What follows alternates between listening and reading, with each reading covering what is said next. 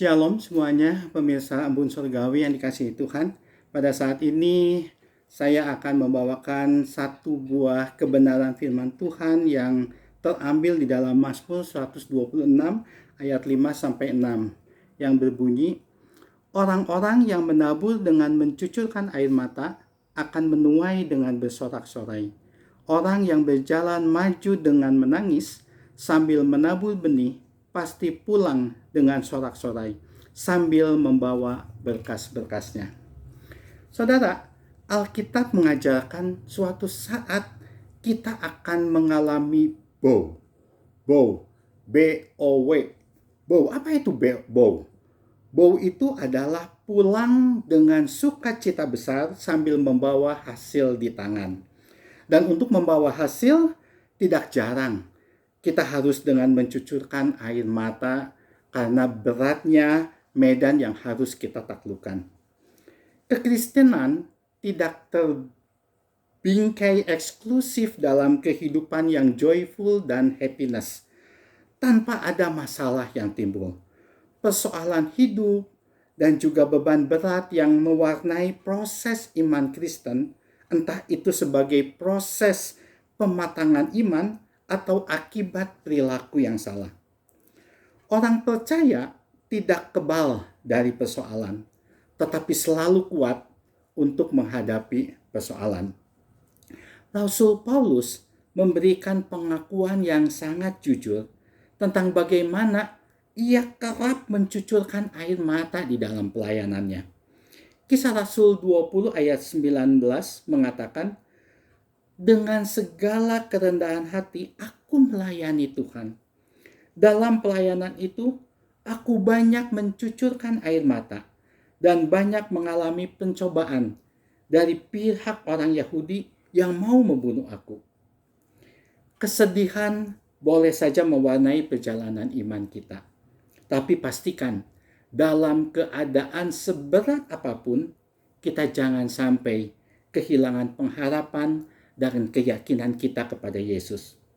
Setiap tetesan air mata dalam keadaan yang berat, kita ibaratkan sedang menabur kekuatan dan pengharapan dalam hidup ini.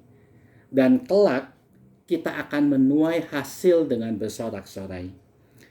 Kita tidak sekedar menuai apa yang kita tabur, tetapi menuai sambil bersorak-sorai. Inilah yang membedakan kita dengan orang dunia dalam merespon suatu keadaan, sekalipun harus mengalami berlinangan air mata di dalam kehidupan kita.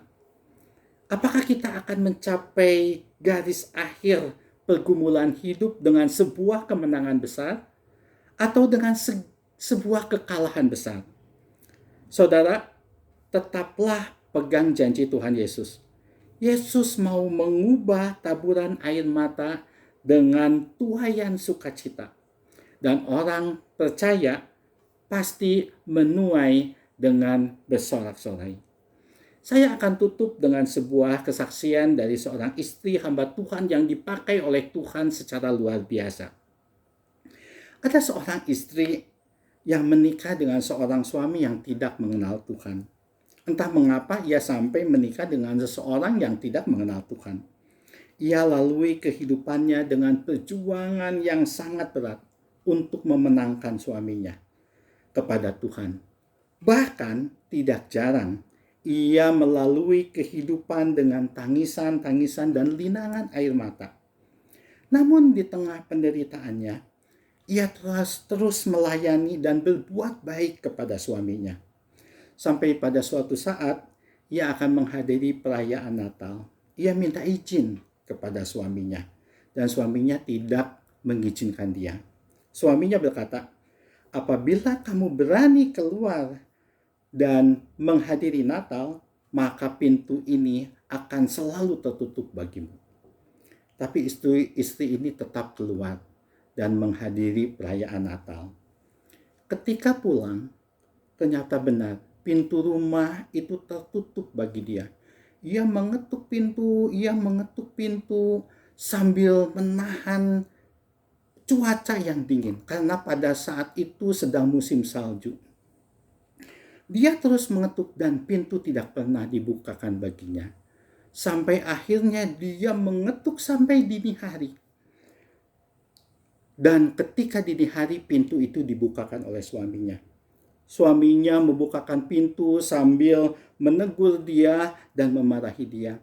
Tetapi dia sambut kemarahan suaminya dengan memberikan makanan-makanan yang enak, membuatkan minuman-minuman yang hangat bagi suaminya.